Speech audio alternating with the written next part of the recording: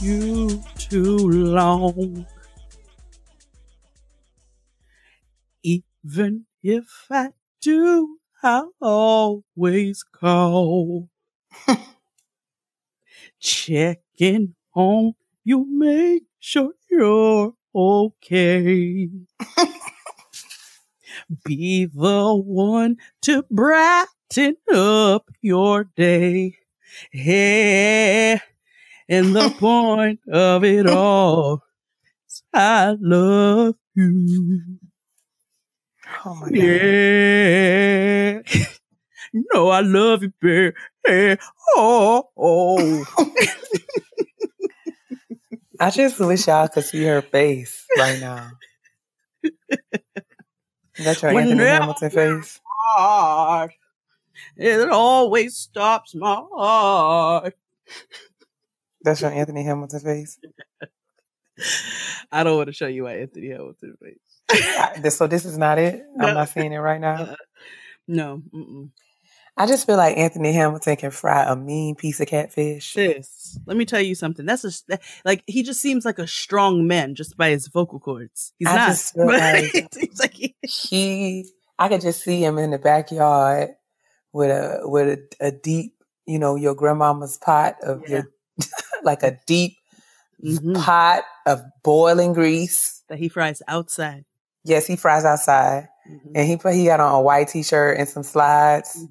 Yes. And he is frying the brakes off some catfish. I just feel, and people just be lined up waiting for it to come right out the grease, like right hot out the grease. Where you sound like Sam Smith, you're like, ho. Not Sam Smith. You know Sam Smith sound like he got hot food in his mouth. Sounding like Celine Dion. Yeah. There's no I love Mother Celine, but you and every Jamaican ever. Mother Celine, we don't play about her, honey. We don't business, okay? I can barely recall my song.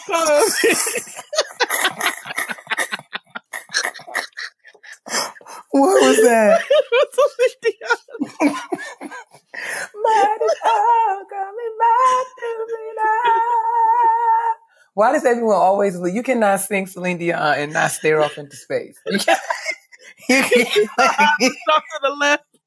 You got to cast your gaze to the corner of the room.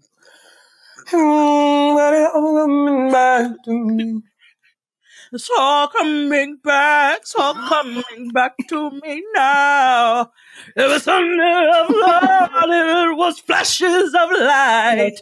And that's the way it is. Oh my gosh, I can't help but look. Oh my gosh, we have really wasted 2 minutes of these people's lives. Oh my God, I am so sorry. Praise the Lord, niggas. Welcome to episode 69 of Getting Grown with Jade and Keia. I had to really keep myself from being like, because I am in my head like, I just want to be. I want to be a responsible adult. I don't want to be childish. That's why I can make jokes like that. I don't care. Like I pay bills. I pay bills so I can make jokes like that. I literally had to stifle myself from reacting. I really, really, really, and it didn't even work because I ended up doing it anyway. But when I was like getting, when I was like loading, getting things ready, I was like, oh, it's episode 69. That's what I did when I was making my notes. It's like, I was like, episode 69. Oh, Jesus, give me strength. I am so sorry. One day, I am going to be all that I'm supposed to be. But praise the Lord, guys. He still loves us, despite our mess. Mm-hmm. But yeah, welcome back to Getting Grown with Jade and Keia, where we talk about adulting, the good, the bad, the ugly, the tests, the trials, the twists, the turns, the temptations, and the taxes of being an adult in the year of our Lord, 2018. What's up, sis? What's happening? Adult. That's why I say I feel like I'm old enough now. I'm not an adult. I'm an adult. I am an adult. I am an adult. 2 words. An adult. Yeah, man. How was the Woman Evolve conference? The Women Evolve Conference was epic. Shout out to Sarah Jakes Roberts because shout out to she is a force. And the conference was really, I have attended. I don't want to say I've done. I have attended many conferences in my life. And it's very, I don't want to say it's very rare, but it is rare when you see a conference that goes, that was executed in such a seamless way. But I really don't have any complaints. The Woman Evolve Conference team, everyone there at the Potter's House, Denver, One Church LA, all parties involved really were just the most organized and hospitable and welcoming and professional people that I've ever had the pleasure of working with. Everything was in place and on time, and everybody was so accommodating. And, all the attendees were really happy to be there. There were no issues. I don't have any complaints. I got a chance to meet and hang out with some awesome women, entrepreneurs, thought leaders, game changers, culture influencers. And I was just trying to figure out how the heck I got invited, to be a part, to just sit amongst these people. I got to have some FaceTime with a lot of my faves, and it was really just a blessing that I am still processing. It was just very surreal. Shout out to everyone who came up to me and gave me a hug and waved and shouted me out. I love all of you guys. Everyone was there. Everyone looked amazing. Shout out to everybody who came to my little session. We had an awesome time, and it was just really good. And I was, I thanked Sarah again, yesterday, or was it? Yeah, yesterday. And I, we texted a little bit earlier today, just thanking her for everything. And it was so amazing. And just kind of telling her all the thoughts I've been having after it. But the Women Evolve Conference 2019 has the dates for registration are already open now because, it was so successful that they were just like, we're going to do it again. So no matter what, I'm definitely going to be in the place. And it's just going to be so good. And check it out. I do believe, I'm not entirely sure, when I have that information, I'll share it, but I do believe that the sessions and the conference sessions, are going to be available digitally, cause they did record them, which was, nerve wracking as Jax, but there was a full camera crew in the session. Of course it was. So I don't know if it's available and, people want to see it. I'll definitely let you know what that, information is and how to access that. But yeah, Women Evolve don't owe me nothing. It was amazing. It was just such an awesome time. And guys, such an awesome time in community. And, it's like Sarah, got us all where we were. She kind of set us up spiritually. And then, the breakout sessions, that I had the opportunity to be a part of. The breakout sessions were really where it's like she set us up spiritually to just kind of get in the place, this is what you this is where you are, this is where you're supposed to be. You have a lot of potential. Know what your goals are, figure out what your purpose is. And then the breakout sessions was when everyone got a chance to kind of get the tools that they need in order to implement. So it was it was a move. So everyone already, and yeah, we got a lot of love. Everyone gave us mad love for Getting Grown. Everyone sends their love to Jade. Hey, you were people were asking about you, so it was a good time. I was able to kind of debut the God is not going to play you t-shirts. It was a good time. I can't wait for mine. It was a good time. So I am humbled and grateful, and just like I said, my head is still reeling and swimming for all the awesome worship, awesome information, awesome networking. I got to meet all of my faves. Shout out to Tiffany, the Budgetnista, and Stephanie K. And shout out to she. Just all Natasha Stewart, everyone, just, Ronnie B, all these awesome, amazing people. And I don't want to start listing because I'm going to forget somebody and I'm going to feel bad. But yes, shout out to Women Evolve. Shout out to Sarah. Shout out to her husband. Shout out to her entire family. I got a chance to take a picture with Bishop Jakes. I saw. I mean, I just have no other words. But and oh my God, him and Tiffany the Budgetnista had like this impromptu exchange they recorded for his app, and then he was like, "Okay, I want to interview you because she's going to be speaking at a conference that he's having there in Dallas in October." And he was like, "I want to interview you," and we were all sitting there just listening to him talk, like just having conversation. And he was like, "Y'all want to come?" So it was like me, LaToya, 4 or 5 other women, Tiffany's best friend, Linda. Shout out to you, Linda, if you're listening. Hey, Linda.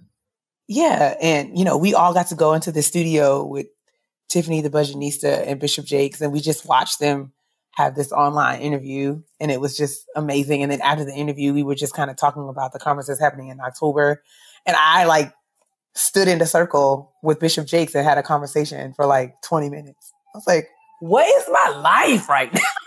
So dope. What is my life? Who am I? What am I doing? And I'm sure that the bishop doesn't know my name like right now, and that's totally okay. But I'll be able to tell somebody whether everybody, and you can tell everybody. But anyway, I don't want to ramble on. But if you have a chance or opportunity to get to Women Evolve in 2019, it's going to be July 12th and 13th.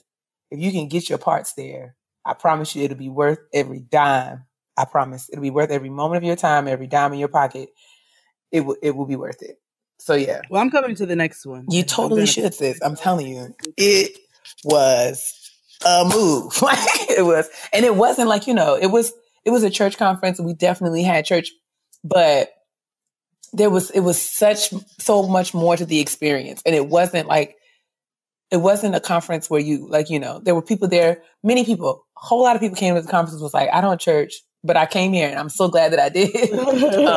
And yeah, so it wasn't a pretentious space. It was not a judgmental space.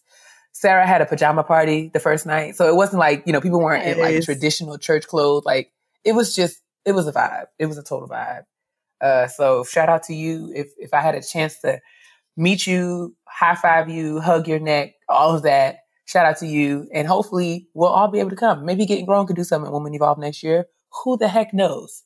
But I'm saying, do they want that in their wonderful place? There were all kinds of people there. Our cousin Angela Rye was a part of the function as well. So of course she was. We had a good time. So yeah, Loudspeakers was in the building.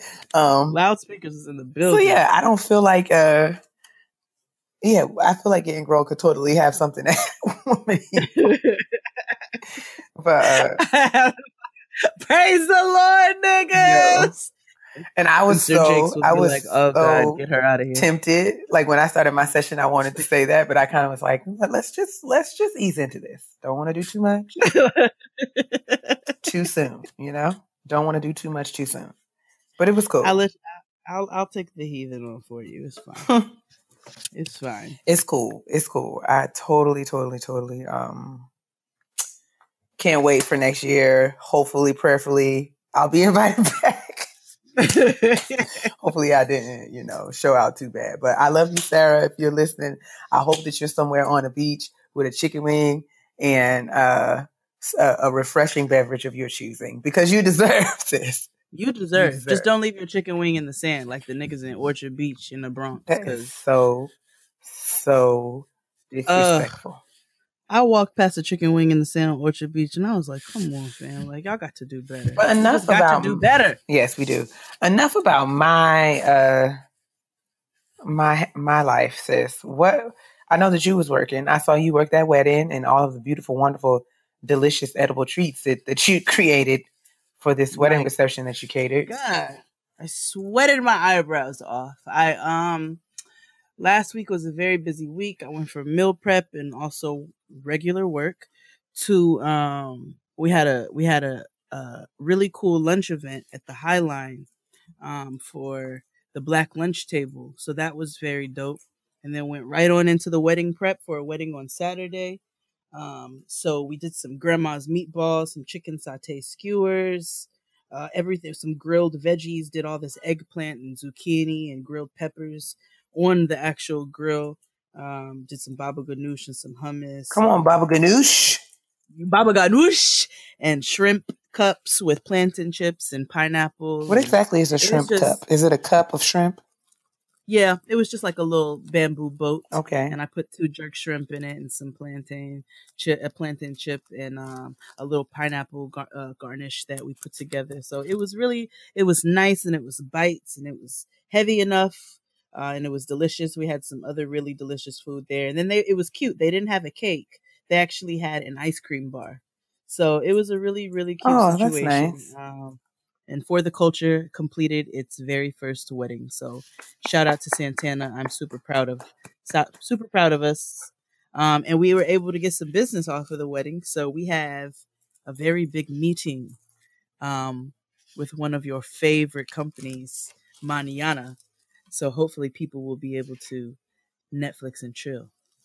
One of my favorite companies? No, just the people. You know what I'm saying? Just the people. No, we might get a gig with Netflix, which I think would be pretty cool. So, that would be pretty cool. Let's all just go ahead and say a big old prayer for me, and hope that works out, because that would be an amazing opportunity. But yeah, we're just out here working, trying to grind. Makosa's coming up on the 28th. You and I will be at the Reed Temple AME Church. Yeah, that's it. Hey! On Saturday for the Impact Conference. It is a leadership conference, and so you can come see Keia and I. There are still tickets available. Yes, I do, and I understand that there is a promotion code of some sort. Very dope. We'll find out what that is and put it in the description box. I gotta pull or up the on email, our social but media. Yeah, evidently there is a discount. Please hold. We've established a discount code that will be available for persons registering for your session. The code provides a discount of $25, so participants will only pay $10 to attend the all-day workshop and other conference activities. Oh, wow. Yeah, each session. Yeah. So, So you guys, I think the promo code, I don't think it lasts that long though. So I think, you guys, if you're going to use the code, you should use it ASAP. Cause I think maybe, I think maybe after that it won't be available. Do that. Get there, $10. I'm actually going to have some, God is not going to play you t-shirts there at the conference. So if you would care to get one, you'll have the opportunity to do so at that time. I'm also going to work very diligently to get you guys some Getting Grown shirts for the conference if I can. I'm not going to make any promises, but we'll see what I can do. All right. We're excited. But we do have some Praise the Lord nigga shirts, and I'll make sure that we have some information next week on how you guys can purchase those, as well as some cute Jade and Keia hats and some t-shirts. Yes, we have some Jade and Keia hats too that we can that'll be at the conference. So we'll get it all together, guys. Very cute hats. Yeah, we're getting it together, but we are out here working, the both of us. Nipples are sweating off, but it's just fine because who needs nipples? Anyway. Let's go right on to the trash. Let's cue the cleanup woman. A cleanup woman. Basura, basura, basura, cha cha cha cha, basura. It's trash time. So, in our trash this week, we find out that Clifford, not 5'9" Harris, has been charged with 3 misdemeanors. Who said Clifford was 5'9"? He did, and I have seen him. And I know I'm blind as a rat. Oh yeah, he said 5'9" with the soul of a 6-foot nigga. 5'9". Yeah. Mm-hmm. Is he count as inches or centimeters? He must have meant 59 centimeters tall. That's what he meant. That's the only logical, rational explanation for a statement like that. Because the thing is, I know I'm blind as a rat, but I see where you stop, my nigga, and I know it's not at 5'9". I've not been in the 5'5". same room. I've not been in the same room with T.I. ever. However, I do believe that that is a lie. I have, and that nigga is not 5'9". I'm 5'5". So is he, and his lady is 4'11". Ain't no way. Exactly. Tiny is like not even 5 feet, and if T.I. was 5'9", come on now, stop playing in my face. No, right? But he going to jail? He really is lying. No, he's not. He's not going to jail, but he has been charged with 3 misdemeanors after allegedly assaulting a security guard back in May. So it was a situation where he couldn't get into. They wouldn't let him back into his gated community, and I think he was charged with some drunken disorderly conduct and a couple things, but most likely he will not be facing jail time. But he still needs to stop lying to us about how tall he is. What an angsty little man. This wasn't even on purpose, but it's really funny. In other news, Floyd Mayweather. Oh God, you are so petty for that. I didn't even realize it wasn't even on purpose. The transition was. You are petty. That's petty. Pettiness. Petty spaghetti. That's what you are. Petty spaghetti. I'll take it. I get another tattoo. Floyd Mayweather tops Forbes list of the highest paid celebrities in the world. I mean, Floyd Mayweather is so rich that we don't even care anymore, do we? We don't. I don't. Why? Like, why is Floyd Mayweather so rich? It's always the niggas who don't deserve it. It's always them. But yes, Floyd Mayweather, I guess, thank God it's a black man.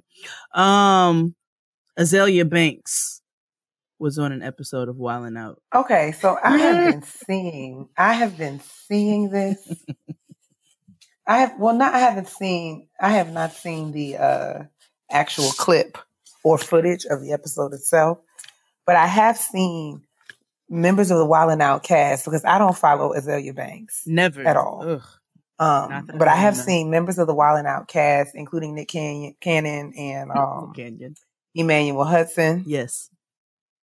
And I can't think of the other person's name, but several people have commented via Instagram or other social media outlets, and basically saying that she was butthurt. Or so like she butthurt. What happened? Just tell me, because I don't want to speculate. Well, from what I know, because the episode has not aired and apparently will not air. If anybody watches Wildin' Out, then you know that it is an improv show and they throw insults at each other. You know what I'm saying? And it is comedy. And, the thing about comedy is they will hit below the belt and that's just how it works. You know what I'm saying? And niggas take it on the chin and they move on and they get the next nigga. And that's just kind of how it is. Now, I do believe that there are boundaries and there are people who have crossed those boundaries.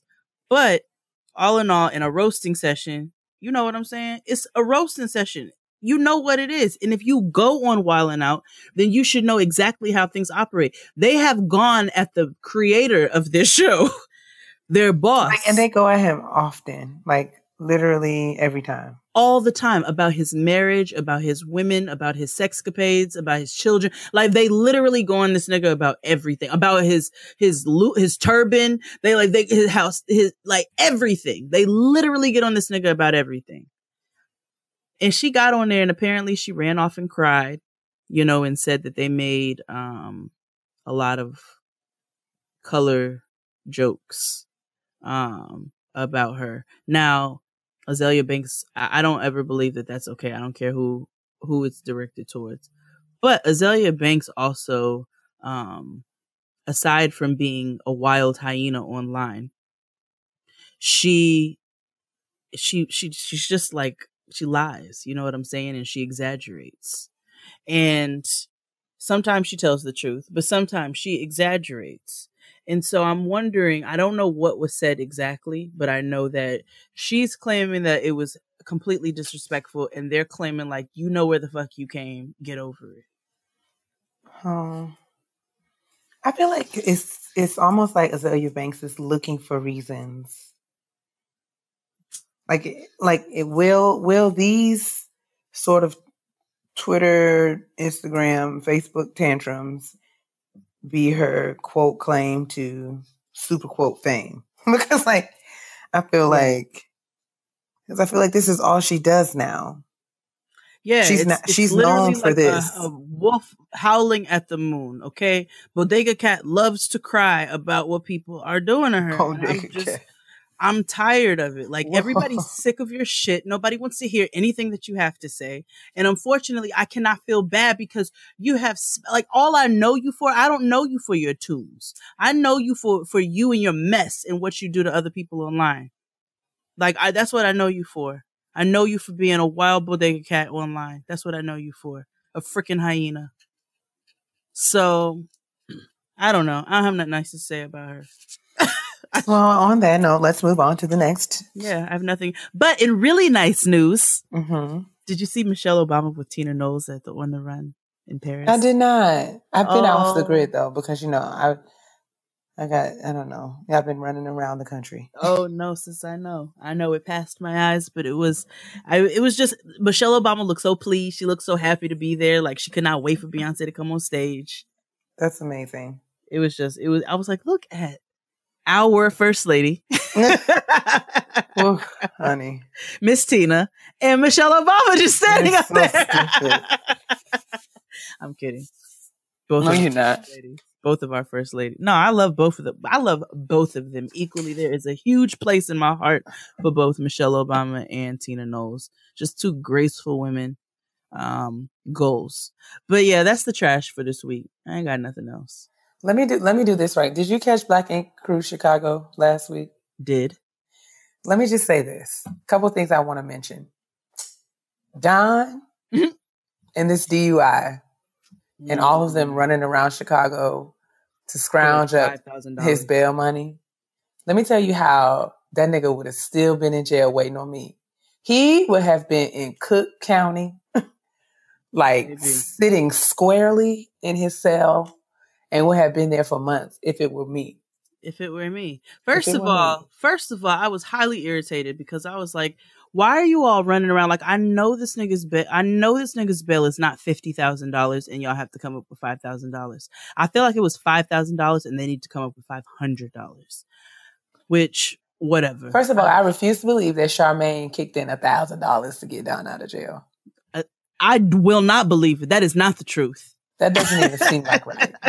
I don't believe any part of that. No, Charmaine screams payment plan to me, but I don't like. Secondly, I am so glad. I mean, if we impeach, when we impeach, hopefully, the current sitting president of these United States, or if something else happens, oh Jesus, I so move that we nominate Lily to be the commander-in-chief. Because I'm just gonna tell you, when I lifted my hands when she had greased Charmaine's eye like that, I just lifted both my hands in my apartment like, oh God. Oh, but it was the way Charmaine took the glasses off, because she was like, look what you did to my eye. Listen, and all of them, when Van was like, hey. So yeah, Lily is, listen, Lily will always get her pick of the drums or the flats. Like, she gets to choose. If we sharing chicken wings, Lily will get to choose which she wants. She gets the big piece of chicken. She deserves. I just appreciate her, because not only did she has closed the mouths of both Charmaine and Danielle physically. Simultaneously. Like, she has actually silenced the both of those yapping. Oof. Whatever. She's like, thing one and thing two. Exactly. I mean, two-piece her around the world. I'm grateful. Put them bitches in a box. Listen. Put them out of the house before mom came home. Just got them up out of here. Like, nobody has time. I mean, I don't even feel like I'm gonna. This is like 2.5, because I don't even feel like it warrants the full point being made about it. But whatever tricky business Charmaine is trying to pull with this managing partner business in the LLC, LLCs don't work like that. They sure don't. Secondly, I don't understand how she could deem herself the managing partner when, as all the other members of the agreement, like all the other members, people who jointly went into building the business are the talent. Right. So if they all choose to leave and take their talents elsewhere, she would have nothing to manage. What are you going to call it? Mouth ink? Like, you can't call it. So I just like, girl, nobody, you're going to have, like, you sit at the front desk, first of all. Cool your jets. You are not a businesswoman. Sis, buying an LLC does not make you a leader. It does not make you an entrepreneur. Actually owning an LLC. And I don't know, I mean, I don't know much about algebra, but I just feel like LLCs are not expensive. They're $200 at most. And secondly, the very fact that these 5 Bamas have a building, a logo, have been, well, they don't really have a logo yet, but and they were at the Chicago Tattoo Show. That they're calling themselves a business. No LLC. And no LLC. All of them need their chins checked. Each one of them. I was just like, what? What do you mean? I want people to get their business fixed. The minute they said, well, we're just going to make our own tattoo shop, I said, this is a terrible idea. I just feel like if it didn't work with Ryan, I don't understand. Like, Ryan is not what's in all of his horrible, leadership. He's business savvy. And all of his lack of business savvy. Ryan was not the cause of the demise of Nine Mag. No, he wasn't. Not him by himself. So, like, removing Ryan from the situation does not absolve them from the problem. Like, it's just a problematic group. Y'all are going into business with a girl who don't brush her teeth before she comes into work. My stars. But yeah, all of them need their chin check for that. And I just want people of color to be about their business. They are professionals. There are ways to go about building things. And you can't just get 5 people together in a room and say, we opening a business. Just because you sign a lease don't mean you've opened a business. And just because you buy the LLC doesn't make you the managing partner of anything. What? No. Girl, get out of my face. That's not how any of this works. All right. And finally, Danielle and her funny looking turtle face. Now let me tell you 72 things, okay? Turtle. So this nigga is apologizing to Danielle. He has the stupidest fucking face something ever. Something about it is just so irksome. I can't even focus when he's on the screen. It's a stupid face. I mean, I just feel like stupid expression. Let me tell you what made me angry. Let me tell you what made me angry. Sorry. His face. So Charmaine gets Danielle to this restaurant because Terrence asked her to. And then he comes in with a slideshow and some balloons and basically shows some old pictures kind of saying, this is the woman that I love and we've been kicking it since high school and I wouldn't want to spend my life with nobody else. And, then he asks her, and then he reproposes. And she just forgives him. Let me tell you what. This is how I know. Maybe I'm not ready because I feel like I find out that you cheating on me with some musty stripper named Spice or whatever. What's her name? Her name is Velvet. Like, you can never bring a piece of cake in this house again. Let me tell you something. If I find out that you've been inappropriately texting, communicating, interacting with a musty looking stripper named Velvet. Ugh. And then, let me tell you something. You come in with a slideshow, a PowerPoint presentation, apology. Let me tell you something. My question is going to be, well, why you ain't put your cheating, put your cheating on a text message and then come talking about, I'm sorry. Like, don't be out here. Like, I'm not impressed. I was disgusted because Danielle was impressed by this piss poor, nothing about the apology said, I acknowledge that what I've done was inappropriate and it hurt you and I will never ever do it again.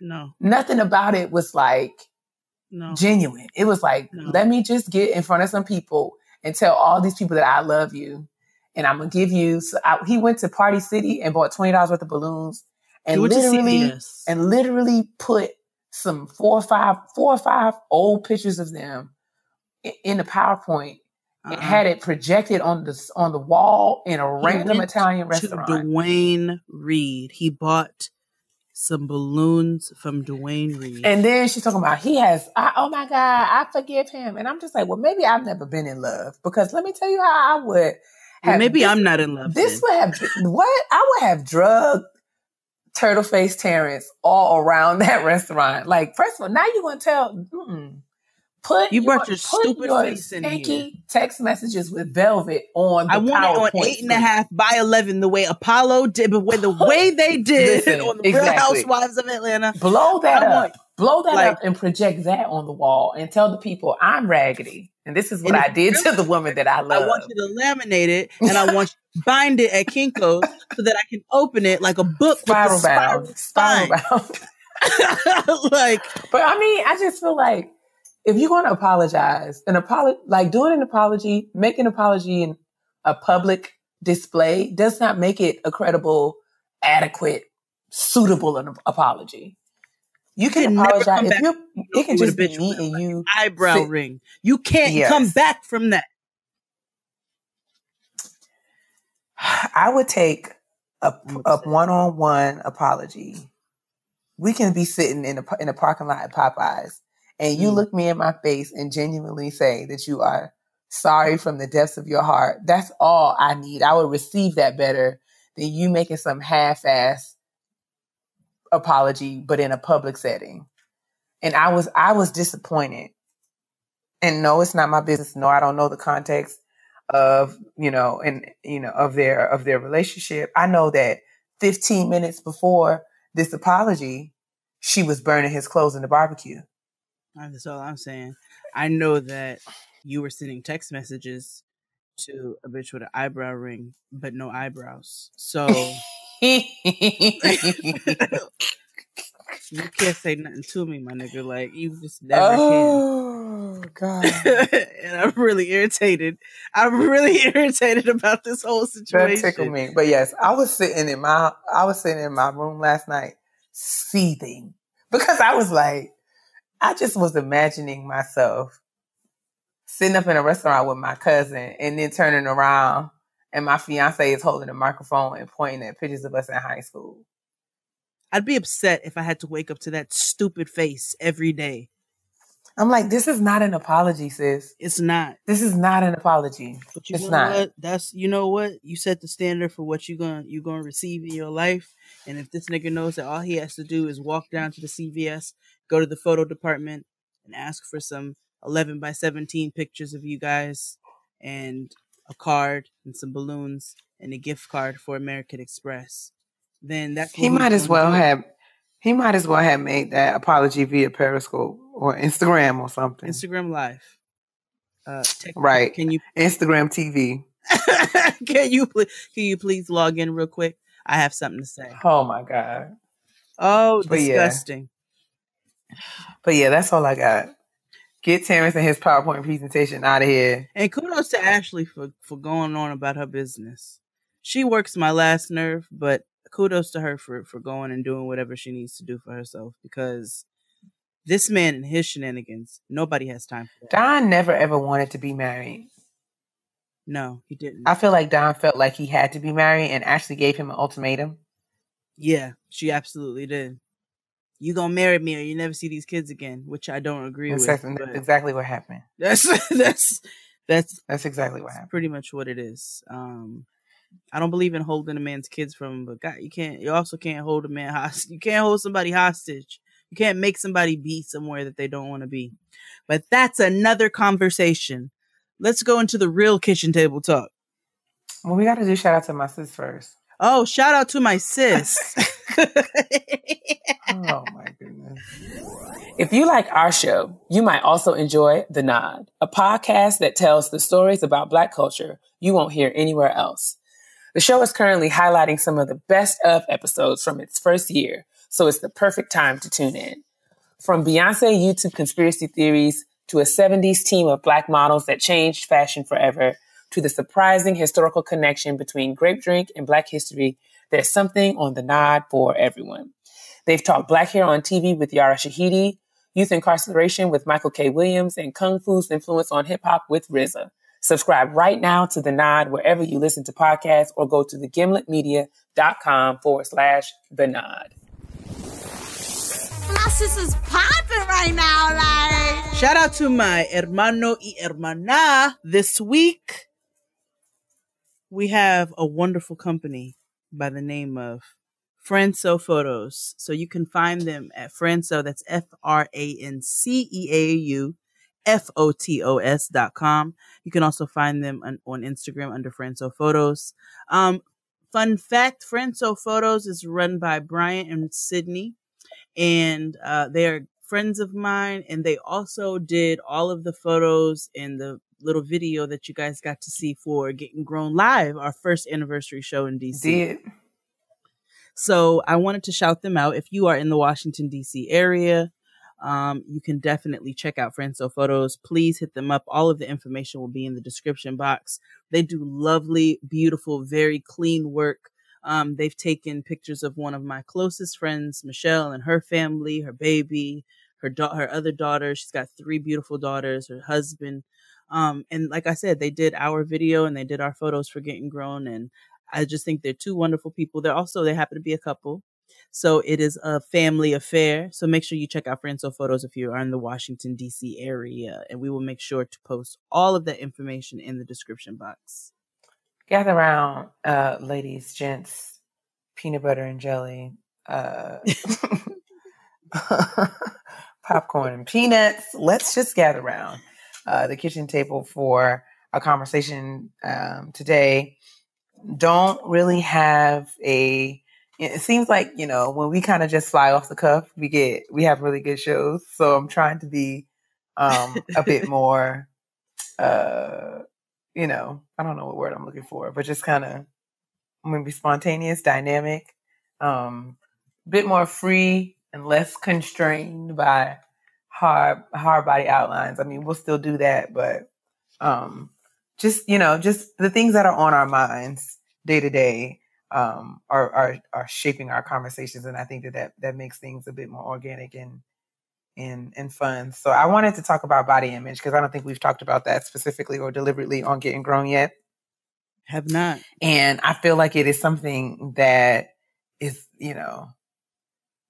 always going to be a hot topic, at least for me, because I don't know that body image issues, as you grow and progress through different phases of your life, from young adulthood through adulthood and even on into, being a full-fledged auntie.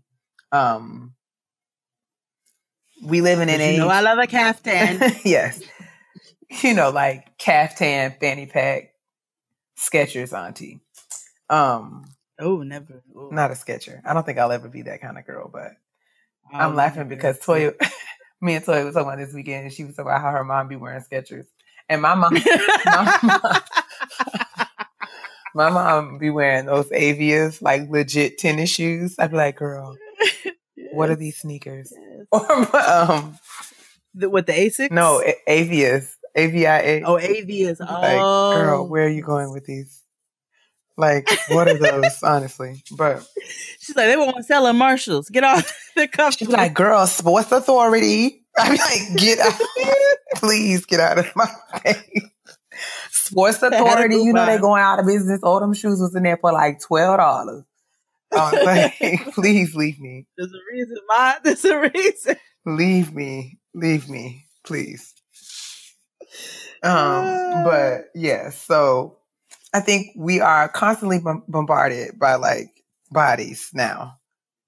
Yeah. And a lot of times these bodies are digitally enhanced or surgically enhanced or, all that. So I was thinking about, just, how I've thought about myself and my body throughout my life. And I thought we could have a conversation about that. So I don't know if you want me to go first or you go first, but just kind of like, what have been some of your body image issues, if you had them? I don't want to assume that you have, just because I feel like I am a walking body image issue, but what have been some of the things that you struggle with? I don't know if you want to start like, since you were younger, even into now, or however you want to answer the question, but just from young, I always like was always trying to do some little way of losing weight. You know what I'm saying? Always was trying to find a way to lose weight and be a particular size. And a lot of it was due to there are things that are never going to change. I have always had thighs and hips and booty. Like that's just always been a thing. Always had thighs, hips, and booty, and there's nothing I can do about that. But it's caused issues where there are certain things that I've wanted to wear that I just cannot wear. I'll see even now, like I don't suffer with feeling bad about the size that I am now, but I will see women in the street who have on, coochie cutters. You know what I'm saying? In summertime, they have on some cute little denim coochie cutters. Maybe a little cheeks hanging out. Maybe it's not. But I know that if I put those on, it would look like a denim thong. And I could never in my life do that. You know what I'm saying? I could never put that on and walk down Church Avenue and be unscathed. Like there's no way that that's getting ready to happen. Right. You know what I'm saying? And it's annoying, but I know younger, I used to always, like, I was constantly trying to find ways to lose weight. I'm doing I'm working out, I'm doing this and that. And there was nothing wrong with me, but I felt like I was chubby all the time. You know what I'm saying? All the time I'm chubby, all the time I need to lose weight. I'm doing cayenne pepper drink cleanses and, working out like a maniac. And it was because I'm thinking that people are paying me attention and ain't nobody really paying me no attention like that. But when it comes to more of what we talked about before we recorded, even now, sometimes I have those moments where it gets frustrating because I know with the type of body that I have, that there are certain things that I just know I'll never be able to wear. I can't just throw on a little pair of shorts and some heels and, it just be a cute little outfit. That's just not the type of body that I have. Agreed. I think that, I share an experience with you and, like feeling that there are costs or like taxes for having, a certain body type. And I have always, right. When I think about my body, image issues and where they kind of started from, I like you, I've never ever been a slim person in that I've always had some sort of shape. Like I laughed at, like looking through pictures. Okay, so in the 5th grade, I'll never forget it. You have certain things in your life, certain like playground moments that they're like etched in your memory forever. In the 5th grade, Jared Robinson said I had thunder thighs. And he wasn't talking, I don't know if he was talking to me, but he was talking about me. And I heard him. And it was like one of those moments in the movies where like everything stopped. And I heard it. And it was just like, oh my God. Like, so now, and even like baby pictures, when you look, I've always been bottom heavy. And it's never been something that I enjoyed or thought was nice or deemed was proud of or anything like that. It was always something that I associated with shame, something I felt like I needed to cover up, and something that I never felt like I could celebrate or should celebrate, because I feel like my body type, I even think about my family, especially men in my family, like my grandfather, uncles and stuff, they made it clear to me that because of the way that I was shaped, that I could not or should not wear certain things because of the kind of attention that those kinds of things would get me. Regardless of what my actual behavior was, regardless of if it was my intention, there were just things that I was not permitted to wear because of the way that my body was shaped. And that, really made me ashamed. And I think that I can remember and think about the ways that people perceive and sexualize my body mortified me. I was going to say horrified, but that's not a word. Mortified me, especially when I was, in high school in 10th grade and wasn't even thinking about having sex. So it was just like, what do you mean? And in 11th grade, I remember distinctly in 11th grade, I wore my coat in school every day because I didn't want to be talked about. It was not something that I enjoyed. So when I think about how that's played out in my life now, it's like you, I've done every kind of diet. My mother put me on my first diet in the 7th grade. I've been no carb, low carb. I've been, in South Beach, Atkins, Weight Watchers. Oh my God, Atkins! All the things. You can eat all the cheese you want. I've had every kind of gym membership. I've done all manner of things.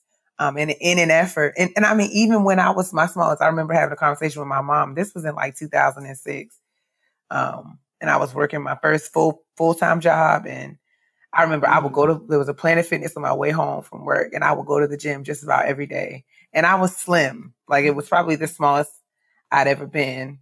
One of the times in my life, I've been that small. And I would say, like, I'm just trying to, tone up and slim my butt down. My mother would like scoff, like, sis, it's not going. Okay. Like, and even at my smallest, I've always still maintained my body shape. It was never a case where I've lost my butt, my hips, or my thighs, regardless of how hard I ran, all the carbs that I avoided and didn't eat. it was still right there with me. I would be running on the treadmill doing my sprints, and I would turn around and my butt would be like, "Hey sis, we're still back here. We're still here." So yeah, all that to say, I know that I'm still, at 35, dealing with a lot of those same issues. And it's been a push, even through therapy and, being grown and living out, that it's still a push for me to come to appreciate and value the way that I'm built. I've spoken about, infidelity and things like that I've dealt with before. But one thing I didn't talk about was, I had an ex who made me feel he was always in the gym, but he had some insecurities, and he was able to project those onto me at a certain point in the relationship where I felt like I was not what he wanted physically. You know what I'm saying? And that was always a struggle as well, trying to, fit into a body type that you thought somebody wanted you to be or whatever. Or even like when I would get on birth control and I'm coming into, I've always had a shape, but really coming into like my grown woman body and things like that. It wasn't, he didn't gracefully receive it. And it really caused a lot of issues with me. And you also brought up a point that I thought was really interesting. And it kind of touched on our conversation that we had about mothers as well. But you said your mom put you on your first diet in the 7th I think grade. the doctor mentioned or said that according to like the BMI index, I was overweight or something. And he wasn't I hate all of I don't think indexes. The doctor put me on a diet, but the doctor would be like, "Oh, Takia's BMI is a little high," or something like that. And Rhonda was like, "You're going to be doing these workout videos after school, and you're going to be, yeah." It was totally a thing. Right. And I think that that's not something that we originally talked about, but that's something that I also want to be mindful of, is not projecting that on to Noah. You know what I'm saying? Because my mom did the same thing. It would be like, "Ooh, you're getting a little chubby right there. Ooh, you're gaining a little weight right there. Or, ooh, you might want to come do this workout. I'm eating tuna for dinner. You might want to eat some tuna for dinner." Things like that. And it's like, when you say that to a growing girl, I know that our mothers always meant well and they were trying to help us to be our best selves and whatever else. But when you say that to a young woman who already is going to possess insecurities naturally because of where she is in her life, that can cause some issues, you know what I'm saying, going forward. And I think that that's something that we should be mindful of is, you know, finding that healthy balance between wanting to encourage your child to be healthy, and to live their best life in that sense, and to be active and to enjoy nature, and, you know, just things that we should be doing as human beings that are healthy for us all around. But I think placing so much importance on body mass index or whatever, not saying your mom did that, but even with the doctors, because doctors do that shit when you're pregnant too. They did the same thing to me. You might want to only gain 12 pounds. I'm like, bitch, I'm not going to gain 12 pounds. Like, that doesn't even make any sense. That doesn't even make any sense. Like, everybody knows I'm not getting ready to eat a quarter cup of rice. Like, nobody's getting ready to do that. Why don't you be realistic?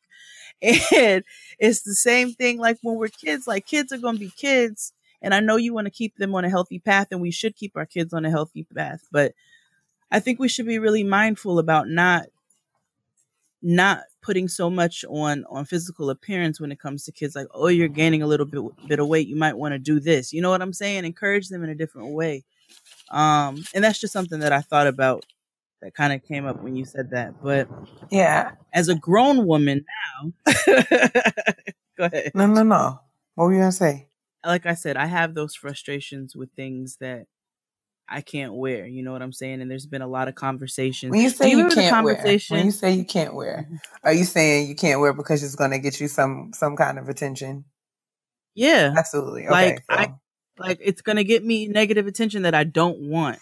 Absolutely, and I can relate to that in corporate spaces, and because I feel like you know, corporate spaces.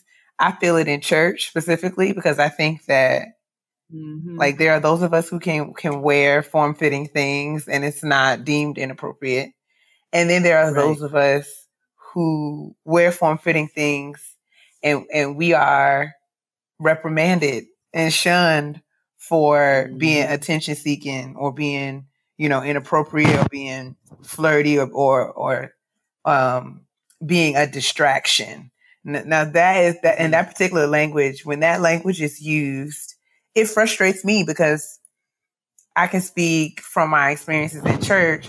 And I mean, this is a fine line, right? Because, you know, in church, I know for me personally, it would never be my intention to draw attention to myself in a way that distracts people from what we're there for in terms of focusing on what we're doing. And in that space, is worshiping God in corporate setting and learning, you know, and hearing the word and all of that. So it would never be my intention. So I recognize and I know, I wouldn't wear a club dress to church. I would not wear, you know, a short, tight, you know, there are levels, but I also feel like there are levels. There are, you know, there are just the way that certain silhouettes fit. So, like a pencil skirt, you're not going to look the same in a pencil dress that Angela Rye is going to look in a pencil dress because she's a very, very, very slim, you know, woman. Absolutely. You have accentuated hips, right, and ass. So, but I think there is a way to do it. So, like, you know, when I wear it, so I'm cautious of how you wear things. So, me and Keisha would talk about like when me and Keisha first became friends, like we would joke about how we knew we would be friends because, you know, we were the bodycon and cardigan crew, like, you know, or bodycon and blazer. Like, you know, I wear, you got to have functional bodycon. You know what I'm saying? Like, if you're going to wear this bodycon, you put a blazer on such that when you stand before the people of God, you're in order. So I'm not saying that. I'm not saying that you should be, you know, I mean, I'm just trying to be diplomatic here. But even in saying that, I have been told in wearing clothes that fit my body. I think there's a difference between bodycon. Like, you know, there's certain dresses that, you know, you wear. Like, this is the dress that I wear when I want people to see the snatch, right? And then there are kinds of there are dresses. It's just like it's a dress that fits. It's a straight skirt. It's not like a the cut of the skirt is fitting. It's form fitting, but it's a difference between like tight and bodycon and like a form fitting silhouette. And even in those times when I'm wearing what I would deem inappropriate dress, or what I would deem something that is not or should not be distracting. And those words are used, I kind of, push back because I don't feel like it's fair to require or expect women to not dress a certain way. In that case, I feel like, is it then me, or like, is your beef with me and what I'm wearing? Or why not say something to the people who are distracted? Like, right. And I mean, I hope I'm not. And that's another right, because I feel like it's not, instead of, it's like, and this isn't even not specific to church, but like, why is it that women are held responsible and are made to, or expected to, change and conform in order to, not offend in ways like, I just feel like this is not addressing the problem. So like, it's not. I'm not finding my words right now, but I just like, women historically have been sexualized in inappropriate ways.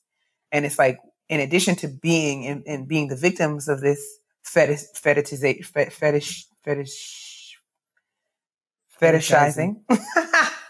in order being the victims of that, and being over sexualized, and our bodies being over sexualized in that way, and in addition to experiencing that, we then have to, like, the onus is put on us to get people to stop doing it to us, and I don't think that that's fair. So we then have to experience it, and then we're being held responsible for it too.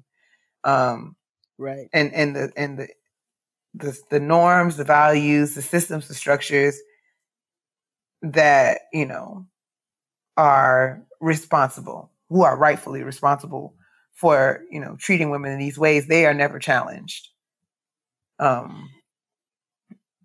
Like, little boys are not taught, like, regardless of what anybody has on, like, you just don't treat women in their bodies that way. Because, I mean, in many respects, most respects, I would argue, we can't help it. No, we can't. And we can't help it. And that, there are, oh God, like you said, I can't find my words either. There's levels to it. You know what I'm saying? And it gets really frustrating because it feels like we have to pay the most attention to what we put on our bodies. And like you said, little boys are never, ever taught how they should act in public. They just get to act however they want to act. And that's not okay. And it's like if a shapely woman comes out, if it's hot outside and she wants to wear shorts or she wants to wear a sundress, and you know what I'm saying? She don't have her nipples out. She don't have her ass cheeks hanging out, but it's some thigh. You know what I'm saying? It's some thigh. It's some hip. Like it's just some body. Why the hell do you get to comment on that? Yeah. Why is that okay that you get to comment on that? And we have to be mindful about every single thing that we put on because niggas make you feel uncomfortable when you walk outside. And the great argument about, well, if she didn't have to put all that out there, then I wouldn't have nothing to say about it. No, nigga, mind your tongue and learn some self-control and how to shut up sometimes. Absolutely. And I just think that we need to do, and it's because it's really just a lot. It's another way, it's another load that we have to carry, and it's hard to navigate. And it results in me being 35 years old and still having anxiety about wearing certain things as a grown woman, because I don't want to have to deal with or manage or navigate the kind of attention that those things get me. Because a pair of shorts should not suggest to anybody that I am, anything about my sexual proclivities, experiences, or desires. Like, don't like, that's just the bottom line. From childhood and being a teenager, especially even all the way on up, I've been made to feel, and I don't think that I'm not faulting anyone in my family specifically, because I don't feel like I feel like, because I mean, I get it, right? Because I'm not a parent, but even if I think about Noah, like Noah's my niece, and I don't even like the thought of some little boy looking at her any kind of way makes me want to fight right now. So I get it, and I get, you know, the protective nature and wanting to protect, you know, the innocence of your child. But I can definitely say that I've always been made to feel like my body shape suggests things that, and you know, I was told that like women who were shaped like me were promiscuous, or, you know, like, and that's made me feel ways. And it resulted in me being, you know, growing up, my roommate used to laugh at me and, you know, why you always wearing these clothes? They so big. Cause, you know, I didn't even realize it, but I had, you know, trained and socialized. Like, I guess it was kind of like my coping or defense mechanism to just like wear bigger clothes, and hide and shrink and not, you know, and even now I'm still struggling. Like, you know, my friends push me, LaToya, all of them push me to Jade, all of them. Y'all push me. We had to push her to put on a damn bathing suit in Barbados. Did. Because I'm the girl at the beach with a bathing suit on underneath a full outfit, like shorts and a shirt. And I would get into the pool in shorts and a shirt. Like, hey, y'all, take your clothes off, Keia. It is a pool, girl. Like, I'm sorry. It is hot outside, nigga. It's 95 degrees right now. Why are you covered up like that? But, I mean, I do wish that I could be freer in certain ways, and I'm trying, you know, and I'm hoping that by the time I turn 40, I'll get my life together. But I just thought it would warrant. I don't know. It was on my heart to talk about it today. It's because of all the anxiety. And even I'm looking at my pictures now from Women Evolve, and I can't even really celebrate because I'm like, I need to hold my stomach in. I should have put on 2 pairs of Spanx and all this other foolishness. And it was like, girl, you was just at Women Evolve and you worried about the wrong things. And furthermore, like I said to you, so I had a conversation with Keia about our Miami trip. So when I was talking to my sis Nikki in Miami, I was on the beach when we were sitting on the beach. And, you know, I finally have gotten to a point now where I'm going to put on a bathing suit and I don't really care what you think about it. You know what I'm saying? If I feel like wearing, you know, a thong bathing suit, I'm going to wear a thong bathing suit. It's a lot of yellow ass back here.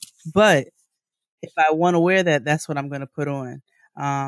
I'm not going to wear booty shorts in the streets because I really just don't want niggas screaming at me any more than they already do. That's annoying. But I put on things that I want to put on, and I finally gotten to a point where I'm like, outside of niggas, because that's a different conversation, us as grown people, like true grown people, don't sit around and just talk shit about other grown people and what they look like every second of the day. Half of us are too busy dealing with our own shit to be worried about other people, what they have on and what they're doing. When we're on the beach, we're on the beach. You know what I'm saying? And I know I personally am not paying people attention like, oh, do you see her? She's got on a bathing suit and she looks like blah, blah, blah. Or, oh, look at her. She needs to eat. She got on a bathing suit. I know everybody on the beach is going to be in a bathing suit because they're on the beach. And they're minding their business. They're there to have a good time, and I'm there to have a good time. So why should I be concerned with other people? Why do I think that I'm so important that other people are paying me so much attention? You know what I'm saying? And I finally kind of gotten to a point where I will put on a pair of shorts that I feel are an appropriate length, and my ass cheeks are not going to be hanging out. But I will put on a pair of shorts, and it's like, okay, I have a little bit of cellulite. I have, you know, big thighs, but we live in an age now where it's like thick thighs save lives. You know what I'm saying? And I'm out here, you know, saving these niggas. Like, I have that and it's fine. And I'm glad I'm finally getting to this point where I'm like, I can put something on and I don't really care what you think about it.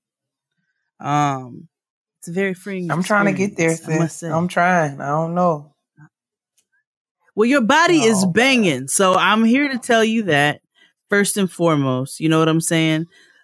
Flourish, let it out, and don't be worried about it because the niggas are ashy and raggedy. So nobody cares what they think. Their breath smells like hot pickles and earring backs and earring backs. You know what I'm saying? You can't be a nigga out here smelling like earring backs saying anything to me. You can't anything. You mean nothing to me.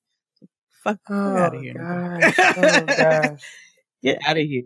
Nobody cares about you. You stink.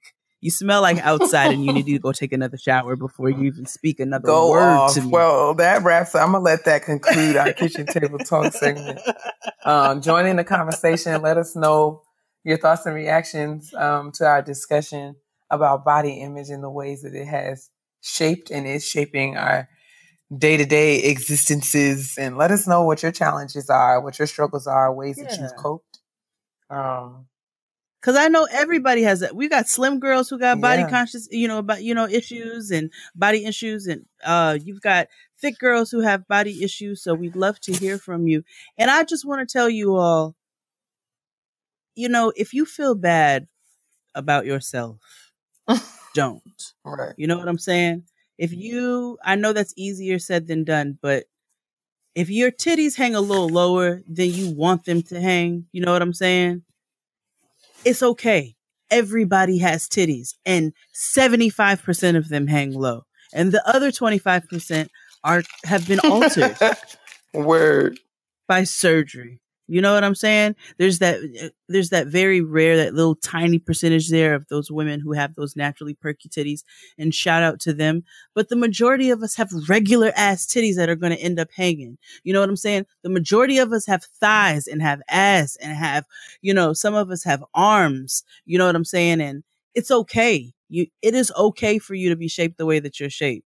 It's okay, because I know it's, I'm not getting ready to break out into a Christina Aguilera's Beautiful, but I just want everybody to really feel free and be able to wear what they wear. That's why I love Afropunk, because niggas come out in whatever, they're like, you're going to get whatever body that I have right now, and I'm going to put some dashiki nipple covers on, and everybody is going to gag. And I love the energy there, because I just feel like it's a very free energy, and I just want everybody to possess that in their everyday lives. As long as you feel good in what you got on, fuck what them other people think. No lies told. Not one. Let's move on to the honesty box. Let's do it. Support for today's show comes from HelloFresh. HelloFresh is a meal kit delivery service that shops, plans, and delivers your favorite step-by-step recipes and pre-measured ingredients so you can just cook, eat, and enjoy. They have 3 plans to choose from, including classic, veggie, and family. Each box is delivered right to your door in recyclable, insulated packaging and made up of fresh, responsibly obtained ingredients from carefully selected farms and high-rated trusted sources. Plus, with the simple recipes outlined on pictured step-by-step instruction cards, you can feel confident in your cooking. There are even lots of one-pot recipes that require minimal cleanup. So you can spend less time meal planning and grocery shopping each week and get that time back to do more of what you love. I got the classic plan from HelloFresh and had the pesto panko chicken with roasted potatoes and green beans, and it was absolutely delicious. It didn't take me long to cook it all. I finished it in about 30 minutes and went on about my business. It was absolutely a quick meal I could have after work, and I loved it. For $30 off your first week at HelloFresh, visit HelloFresh.com/grown30 and enter the code grown30. That's HelloFresh.com/grown30, offer code grown30 for $30 off your first week of HelloFresh. Honestly? Truly. Honestly, truly. It's Honesty Box time. Hey, Jade and Keia, obviously, thank you for all that you do. I'm inspired daily by your thoughts, words, and hustle. Even though we don't know each other, just like everyone else says, you two are truly my bigger sister cousins in my head, and I love y'all for that. Thank you, my love. Here's my dilemma. I'm 26 and I've been dating my boyfriend, 29, long distance for nearly 2 years. Mm-hmm. We have a loving, communicative, and fun relationship. He's caring, kind, funny, passionate, pushes me towards my dreams, and overall what one would call a good man. He's from Uganda and currently working to obtain his work visa or ministry visa out in Colorado. Okay. Now, it's common knowledge that many people from the motherland can be far more traditional than us Americans. This was a concern I made known from the start. We've had many conversations about my liberal viewpoints on life, equality, and marriage, some arguments too. For the most part, he was always very open and understanding in my opinions and swore that he was far less traditional than many of his fellow Ugandans. However, our latest argument has me truly questioning our compatibility in future. Essentially, this past week we had a devastating conversation. It boiled down to this. He feels that the Bible makes it clear that men and women are not equal and not set out for the same tasks. He feels that the man should be the head of the household and that a wife's job is to hold down the home and the larger goals of her husband. He was clear in saying that this doesn't mean he expects me to stay at home, as he knows I have my own goals, nor does this mean I do all the cooking and cleaning or anything, but it means he'd expect me to be the primary caregiver to our children. He plans to leave on mission trips to spread the gospel through various churches and organizations, and I would stay at home. I told him that would be fine so long as he stayed at home when I get acting jobs or creative opportunities in other cities. He was pretty lukewarm on this suggestion. We'd also had this conversation about his views on the head of household issue in the past, and even though I think it's dumb, we essentially agreed that we could swap, since he originally said he didn't feel like it mattered on the gender so long as someone was the one leading our household. My question is this. Where do you each stand on the issue of the wife submitting to her husband? My boyfriend is of the stance that if it's in the Bible, then that's what it is, and there's no questions about it. While I've always considered myself more spiritual than religious, as my relationship with God is far more important to me than adhering to every word in the Bible, as there are things that don't sit well with me, I tend to focus on the larger messages and teachings within the Bible that I do on things that have more to do with the social norms during that time. I told him we shouldn't be together since we have fundamentally different opinions, which confused him for some reason. He said we should just pray about it and see what God wants for us. Things are fine with us right now, but I'm afraid I'm going to wake up in 5 years and realize I married and created a family with a man who doesn't listen to me, value what I want, and I've made a huge mistake.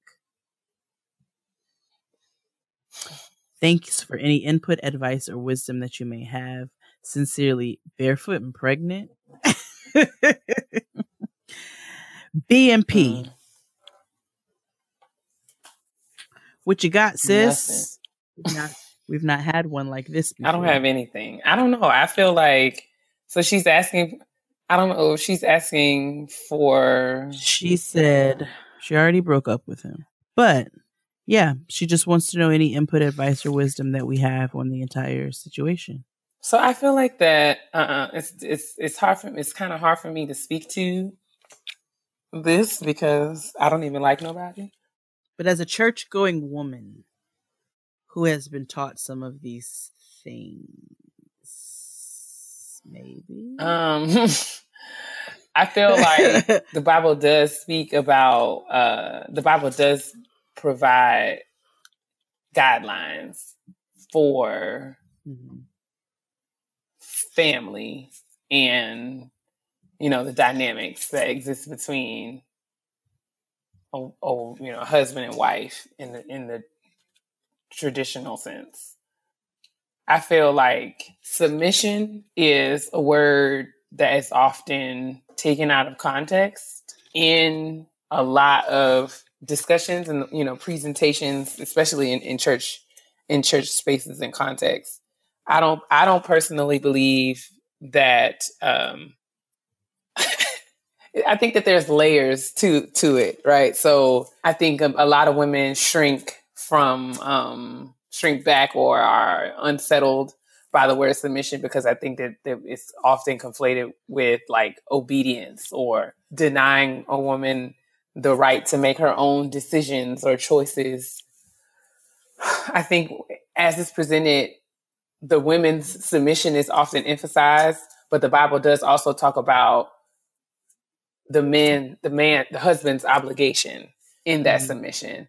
So I think that there are standards that are put in place that I guess maybe I'm looking for the right word, but it's not just like a one-sided thing and where the husband has free reign to just kind of rule the day and do whatever he wants. And a dutiful wife is just to be obedient. That I don't feel like that is God's intention. Marriage in the Bible, as I have sought to understand it, is a partnership where the man is head of household in the sense that he is the one that God holds responsible for leading and protecting the family. And submission in this sense is like a wife's, I guess I guess I don't know. I've never been married, and I've not really. This is not something that I've kind of looked at in depth because it's never been applicable to my own life. So I guess what I'm trying to say is, as far as my thoughts on it, I don't really feel like I'm not wholly opposed to the concept because I have sought to understand, and I've gotten some understanding and insight. I feel like it's not once. I think that the ways that submission is presented in the Bible oftentimes is not, explained adequately. And I would caution you to do a bit more research about it. And I wouldn't just, that's why I think it's important for women to study and know and have true understanding of these things for themselves. Because what I'm least comfortable with in this scenario is that it seems like your boyfriend has these beliefs, these, and they're uncontested, just because they're in the Bible. But the Bible is a full, story from cover to cover. And there's context and layers to it. And, when we start to pick out and choose specific instances and moments in time in the scripture without looking at the context that surrounds those scriptures, we don't get the true understanding of the scripture. So I guess I would say I would encourage you to really get some understanding on your own such that you and your partner could have more conversation and gain some clarity and depth. Some depth of clarity in terms of having a mutual or shared understanding of what submission actually looks like and means for your relationship. Because I know it's something that we kind of shun away from. It's a scary word to hear, I think, because it's not been presented properly. I feel like I did a lot of talking then, and I don't know if I said all that much, but that's my thoughts as far as whether or not I believe or subscribe to marriage as presented in the Bible. I definitely believe that the Bible does give us parameters for marriage, that if I were in a marriage, that would be my guide. But I don't feel like it's as that. I don't think that means what people think that it means. I hope I made sense. You did. You made sense. But I just don't. I never look at it as cut and dry. As like, there are certain things that are cut and dry. He can't have babies. You can have babies. You're going to be the one who's going to have the babies. Like, that's what we understand to be, you know what I'm saying? He has the penis he's going to put inside of you. You don't have one. Now, what you all choose to do with, toys and things is your business. But, I say all that to say there are certain things that are going to happen. But when it comes to a treatment of one another, I always have the view. I know submission is, I don't really particularly care for that word just because it's submit. It's, and it's just like, right. I think we all it doesn't sit well with me when I hear it. It's just like, No, I think it's dated. And I think what we need to replace it with is respect. You know what I'm saying? And I think respect in a relationship is huge. And roles are, we're in a time where roles are going to fall where they will. You know what I'm saying? Obviously, there are things that you need to discuss beforehand and getting in a relationship. But there are certain things. Sometimes there's men who cook. I have friends whose husbands cook and they don't cook nothing because that's just not what they, that's not what they do. I do the majority of the cooking in our house because that's what I do for a living. You know what I'm saying? It's what I enjoy doing. And that's just kind of what it is. But it's not a thing where it's like you have to cook the dinner and you are going to raise our babies and you're going to stay at home. Everybody knows that I have 55 jobs and my husband is super supportive of what I'm trying to do. And he's a super hands-on father. He bathes Noah. He picks her up from school. He spends a lot of time with her and really takes on a very hands-on approach when it comes to raising our child. Because he understands that, the things that I'm doing are time consuming right now. So I think relationships are just more so respect and understanding. And if you guys can get to a place where, because it sounded like it didn't sound like you said he was supportive of what you do. There's just some other issues or whatever. I just think that relationships in general are based on respect and love. You know what I'm saying? And when you truly love somebody and they have goals and they're working towards those goals, a loving partner is going to be one who is going to be supportive of those. If you guys have different views in that, then you just have different views in that. But, I hope that you're able to, I don't know if I really said anything. No, you definitely did. I think that, you using the words respect, because I feel like in the Bible, the analogy of, husband and wives or brides and grooms is applied in a lot of different contexts. So the church is considered the bride of Christ, right? And Christ is often called like the bridegroom.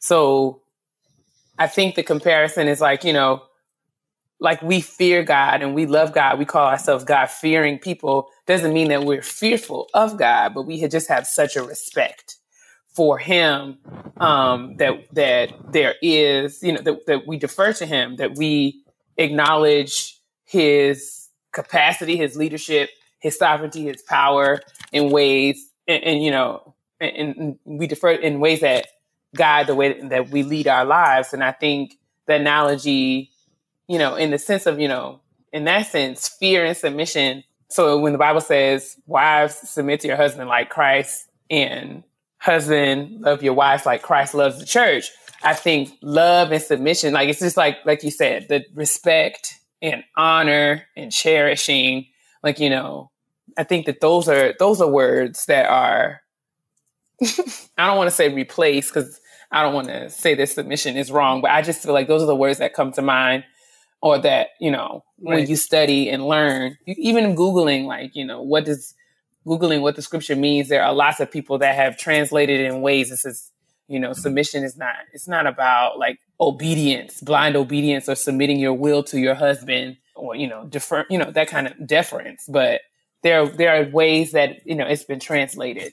So I think, like Jay, like you were saying, it's not cut and dry. It's not like submission, like you have to comply with everything that your husband says. That's not, we all have volition. Even in our relationship with God, we have volition. We have choice. God sets standards, but we have a choice as to whether or not we want to, we can make a choice. So it's not like a edict, right?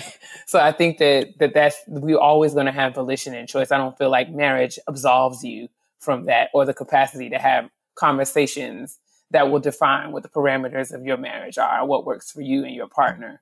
So I agree with everything that you said. I mean, yeah.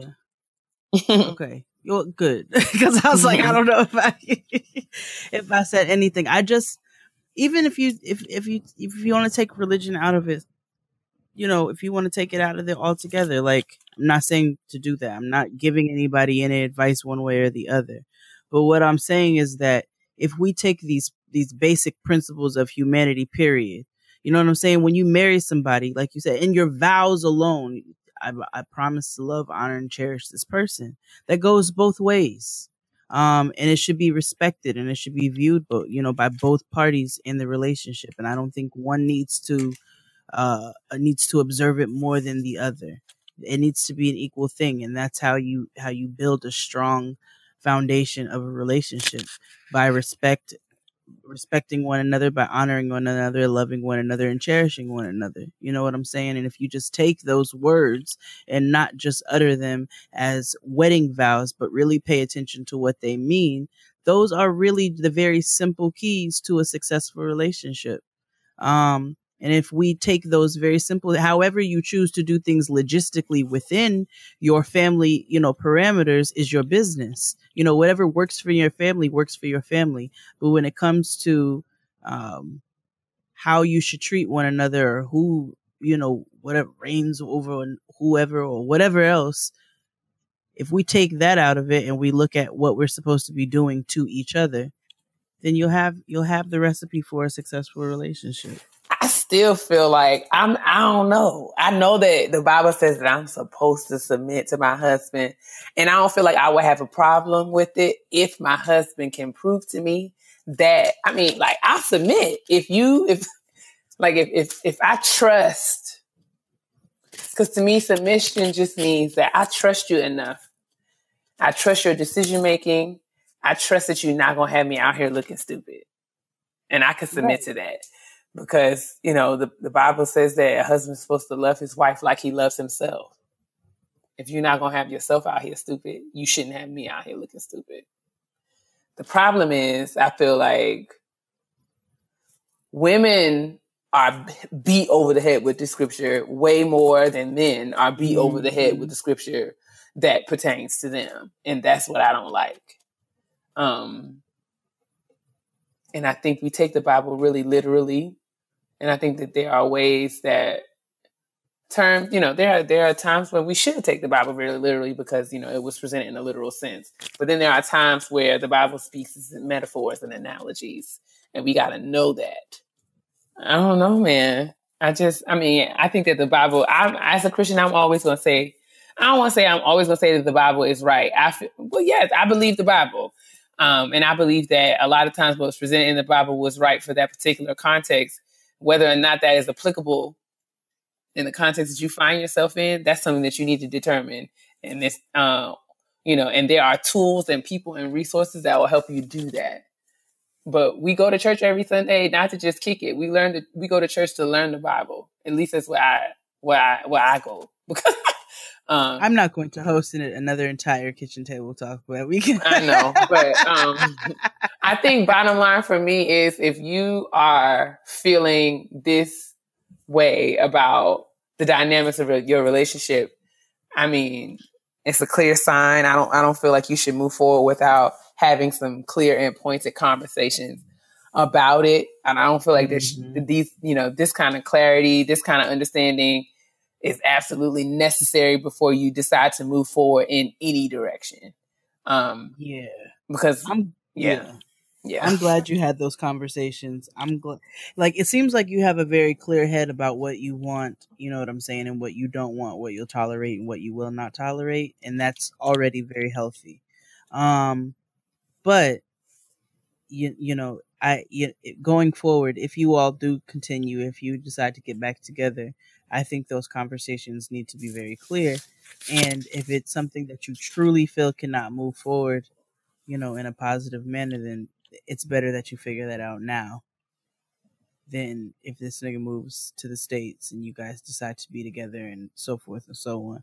So I hope everything works out the way that it needs to work out for you.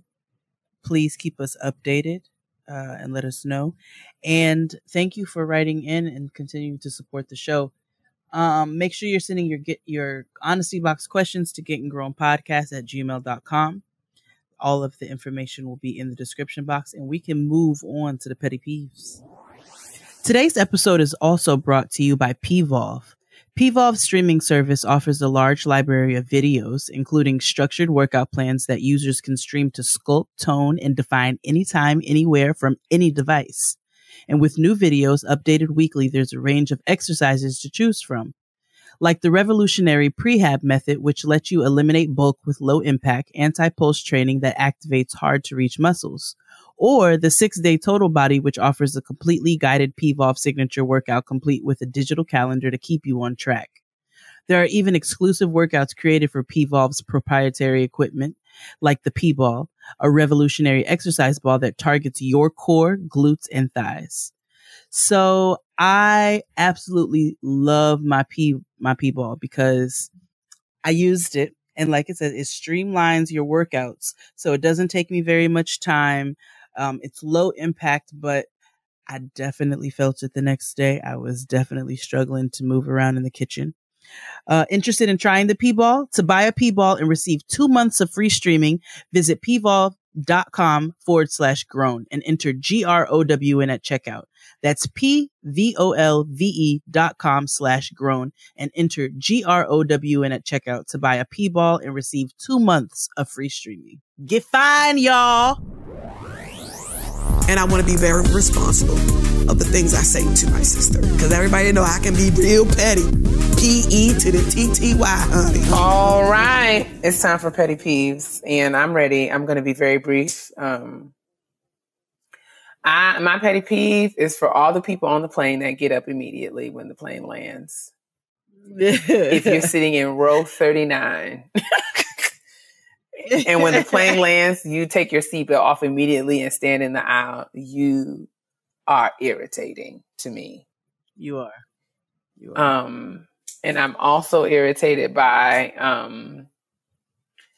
people who like try to bogart. Okay, so like I understand when, especially when people, it's understandable when, you know, you're running late, you get on the plane late. By the time you get on the plane, all of the overhead cabin space is filled up. So you kind of stick your bag. You got to get in where you fit in. But there are people who are just irresponsible with their use of the overhead cabins. And in that they just like put their bag, like I was sitting in the, on the plane this week, the guy that sat on the aisle for me said something idiotic. Like, you know, I like to put my bag, you know, I don't like to sit in my bag like right above my head or across the aisle from me. I like to be able to see it. So sometimes I'll like go a few rows ahead or a few rows back so that I can look back. And I'm just like, but what you don't understand is that because these dummies want to stand in the aisle as soon as the plane lands, it's never like a seamless, you just be able to go back 3, 4, 5 rows to get your bag. Like, it just delays it just delays the exit. The exiting of the plane. It's just like, if it took us 30 minutes to board this plane, it's going to take us at least 20 minutes to get off of it. So I don't understand why people get so anxious about deboarding the plane. That's all. It just irritates me. If you watch people on a plane, everyone just pops up like popcorn. As soon as the plane lands, I'm like, bruh, we literally just landed. As soon as the seatbelt sign goes off, you standing up, and you're just irritating. So just sit down. Thank you. And I know, like, I understand wanting to like stretch your legs. But standing up in the aisle, like, is not getting ready to do anything. And for the guy who puts his luggage like behind him, I hope he falls down and like breaks his big toe, because that's aggravating. Like, why you're causing problems for no reason? I was like, it's just irritating, and you should be stopped. Like, Absolutely. Just stop. Absolutely. But yeah, that's my petty peeve. Well, I'm gonna read a listener petty peeve this week. Okay. Jade and Keia, we were meant to be sisters for real. I'm so glad that I found this podcast. My life is a mirror of your adulting struggles, and we will make it together. Keep sharing your beautiful and real auras over the airwaves each week. Thank you, sis. My petty peeve is layered. Bear with me. I hate cups of juice in pots filled with food stored in the refrigerator. During childhood, I was disdainfully opportune to experience liquid-filled cups falling out of the refrigerator, splashing either to the floor or onto me.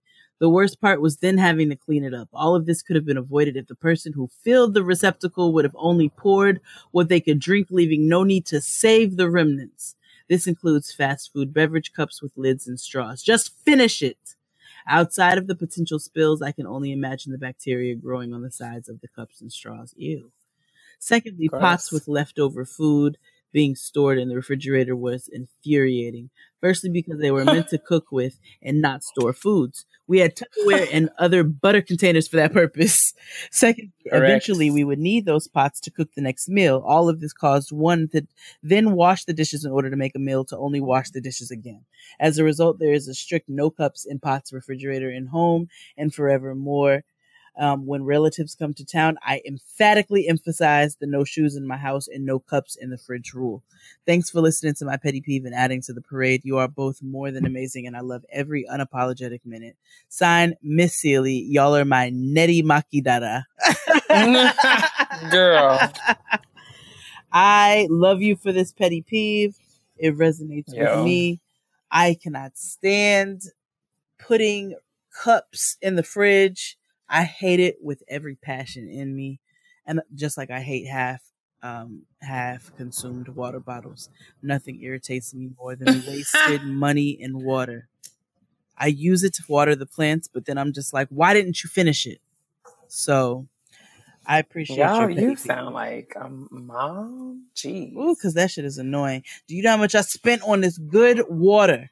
I agree. I mean, I do not subscribe to pots in the refrigerator as storage. I feel like that is terrorism. Only time I feel like, I know for Sunday, like Sunday dinner, like when you prepare your Sunday dinner Saturday night or beforehand, like if my grandma made greens, she would, like, I feel like greens and stuff, I don't want to say are different, but you know. That's different. But because you're about to like, put them on the stove and cook them. Yeah, to warm them up. Right. So to reheat them. So it wouldn't make sense. But I fully agree with this whole cups thing, because that is just heresy. Ooh. Because the worst thing in the world is cleaning up juice that's spilled in the refrigerator. That is the worst thing in the world ever. It is. I don't know what kind of derelicts put empty cups in the I mean, like, you know, open cups in the refrigerator. Jesus Christ. I don't tolerate or subscribe to that. And I think it is absolutely lazy to not take your food and put it into a Tupperware container and put it in the fridge. The only way I put a pot in the fridge is if I'm getting ready to heat the remnants of that pot in that pot. But outside of that, no, don't put no pots in the fridge. Put your shit in the Tupperware container and stop it. Stop being lazy and wash your pots at night. That concludes another episode of Getting Grown. Thank you for listening. Thank you so much. We love you guys so much. You are the best. Continue to check us out. We'll be irritating your nerves every week. Tuesdays specifically. Thank you for continuing to sit with us around the kitchen table and hash out the vicissitudes of adulting. Vicissitudes. Absolutely. So, yeah, man, you heard your announcements at the beginning of the show. Where we'll be at Impact this weekend.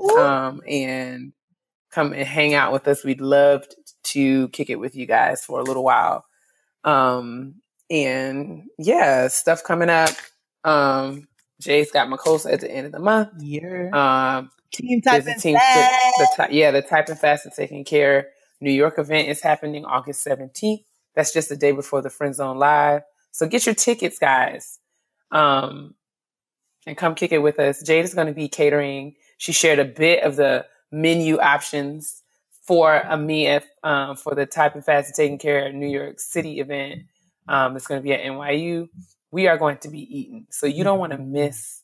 If you want to get you some catering, some Jade of all Jades catering, come on and kick it with us. We're going to have a good time. It's going to be a good time. So get your tickets. The link will be in the description box as well as on our social media. So you'll be able to come kick it with Keia and I at Team Typing Fast and Taking Care. And we have some really fun announcements coming, but we'll hold off on those until the lies. But hold on to your edges, Saints. Hold your wigs. Hold them down. And in the meantime, moisturize your skin. Yes, man. Drink your water and continue to mind your business. Because your black will crack if it is dry. Bye, y'all. Bye.